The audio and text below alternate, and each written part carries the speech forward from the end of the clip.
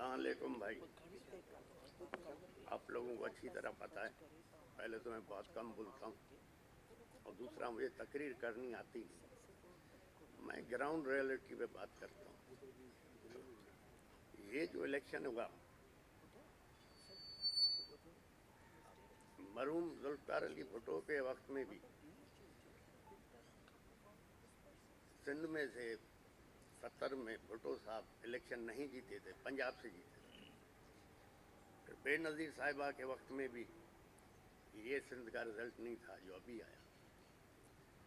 अभी बदतरीन 15 साल की करप्शन के बाद जो रिजल्ट आया, पूरा सिंध स्वीप किया है। तो ये RO DRO का काम नहीं था भाई। इस इलेक्शन को तो हम लोग GD वाले कबूल करते ही नहीं, रिजेक्ट करते हैं। और ये इलेक्शन को मैं कहता हूँ एंटी स्टेट इलेक्शन। इसलिए एंटी स्टेट इलेक्शन कह रहा हूँ कि 70 में मरहूम भुट्टो साहब के पास 80 या 81 मेंबर थे। मुजीबुर रहमान के पास 160 या 106 मेंबर थे। 160 मेंबर थे। लेकिन हुकूमत 81 वाले को थी। उसका हाल देख लिया आपने।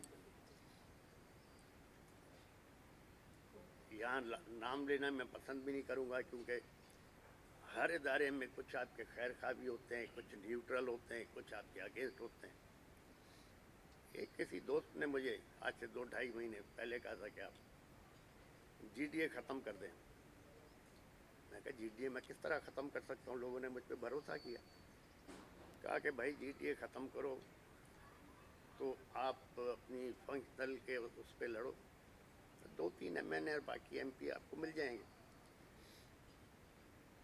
मैं कहा GDA तो नहीं ख़त्म कर सकता। जो जिन लोगों को GDA से जाना था वो चले गए। अब जो रुके हुए हैं मुझ पर भरोसा करके रुके हुए।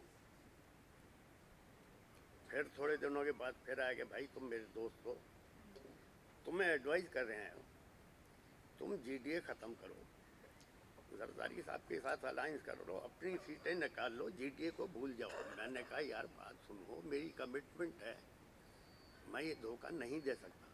कहा तो फिर सुन लो, GDA के सामने 0 लिखा हुआ है।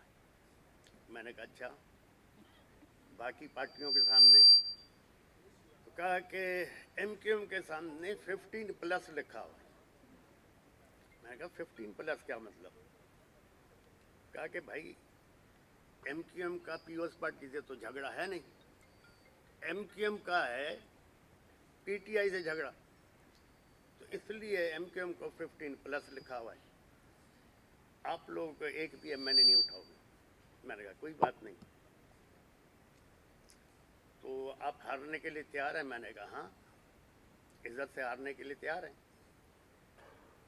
तो अब लोग कह रहे हैं RO ने ये किया, DRO ने ये किया। ये नहीं, इस तरह नहीं हुआ है। ये सब कुछ 3 महीने पहले ही डिसाइड हो गया था। कहाँ डिसाइड हुआ, कैसे हुआ? और ये एंटी स्टेट इलेक्शन हुआ है। जिन लोगों ने भी ये करवाया उनको ये सोचना चाहिए कि ये इलेक्शन एक गंद करवा दिया है,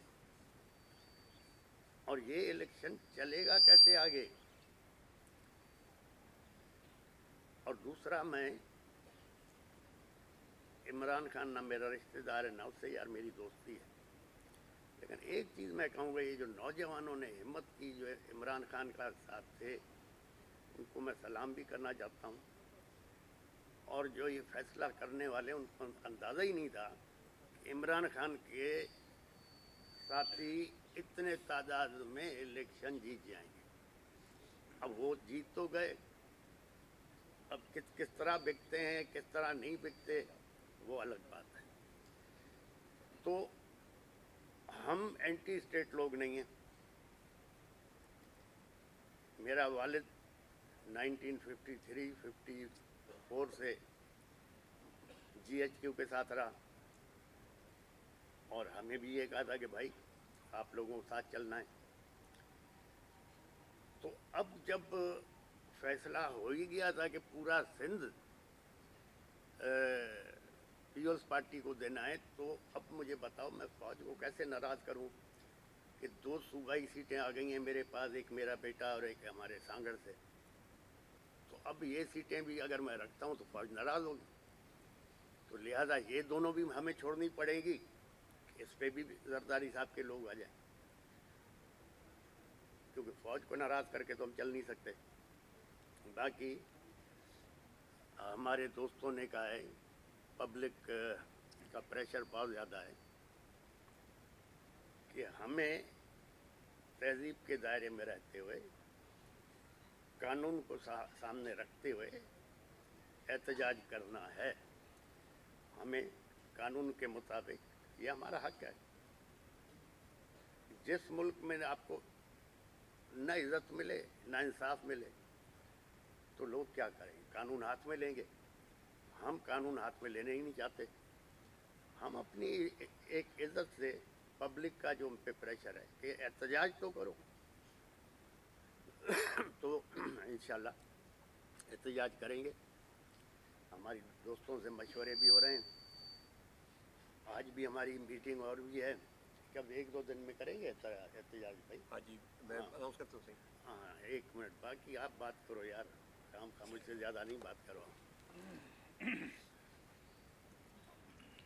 बिस्मिल्लाहिर्रहमानिर्रहीम।